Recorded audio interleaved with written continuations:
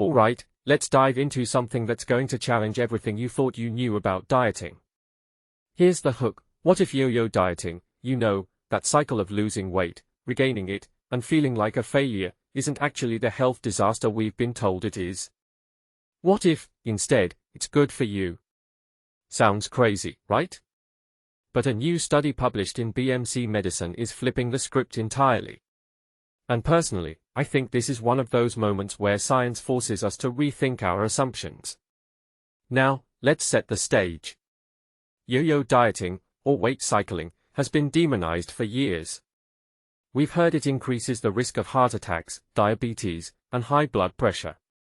But this study, being called the largest long-term MRI-based trial of its kind, is saying, hold on, there's more to the story. What makes this really interesting is that it's not just about the numbers on the scale.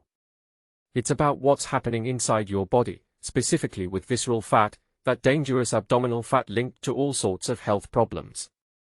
And here's the kicker: even if you regain the weight, your body might still be reaping long-term benefits.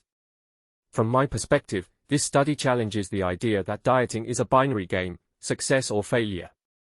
Professor Iris Shai, the lead researcher, calls it a cardio-metabolic memory. Basically, your body remembers the healthy changes you've made, even if the scale doesn't reflect it. One thing that immediately stands out is how this shifts the focus from weight loss to health improvement. What many people don't realize is that you can be failing at dieting by societal standards but still be making significant strides in reducing harmful fat and improving metabolic health. Here's where it gets even more fascinating. The study followed participants over 5 and 10 years, using detailed MRI scans to track changes in visceral fat and metabolic markers. What they found was surprising: even when participants regained all the weight they'd lost, their abdominal fat levels and metabolic health were better than when they started. We're talking 15% to 25% improvements in insulin sensitivity and lipid profiles. If you take a step back and think about it, this suggests that every attempt at healthy living, even if it feels like a failure, leaves a lasting positive impact. Now, let's talk about why this matters. For years, people have felt discouraged by the yo-yo cycle, thinking it's all for nothing. But this study says, no, every effort counts. Personally, I think this is a game changer for how we approach weight loss. It's not about perfection, it's about persistence.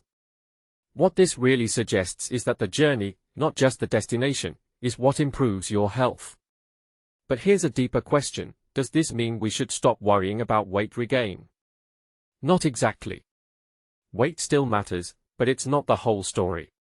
A detail I find fascinating is that participants who rejoined the weight loss program lost less weight the second time but still maintained better health outcomes. This raises a bigger trend: maybe we've been too focused on the scale and not enough on the habits and changes that drive long-term health. In my opinion, this study is a call to celebrate our setbacks. Every attempt at a healthier lifestyle, even if it feels like a failure, is building something positive in your body. So, if you've ever felt discouraged by the yo-yo cycle, take this as a sign to keep going.